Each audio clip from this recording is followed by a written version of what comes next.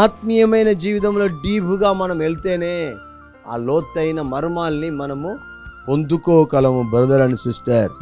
అప్పుడే అదే అభిషేక హస్తం మన మీద ఉంటుంది. ఎంతోమందిని మనం చూస్తున్నాము ఈరోజు అనేక లోతైన అనుభవాలు లేదు. ఏదో చర్చికి వెళ్తున్నాము, వస్తున్నాము, వాళ్ళ మూల పట్టాలు అదే, సనంగాచారం అదే, వాళ్ళు చేస్తున్నది చేస్తూనే ఉంటారు. కానీ దేవుడు చెప్తున్నారు ఎలాగే లోతులేకి వెయ్యం, లోతైన ఉపదేశాలు, లోతైన మర్మాలు, లోతైన శిక్ష, లోతుగా వాళ్ళని ఖండించాలి, బుద్ధి చెప్పాలి. ఇదన్నీ ఇప్పుడు లేదు. రావడం, మేకప్గా చేయడం, అంత లేటెస్ట్ వర్షిప్, లేటెస్ట్ చెప్పలు కొట్టడం, లేటెస్ట్గా 2 పాటలు పాడడం, లేటెస్ట్గా హాయ్ పాస్టర్ గారు హాయ్ అని చెప్పడం, వెళ్ళిపోవడం.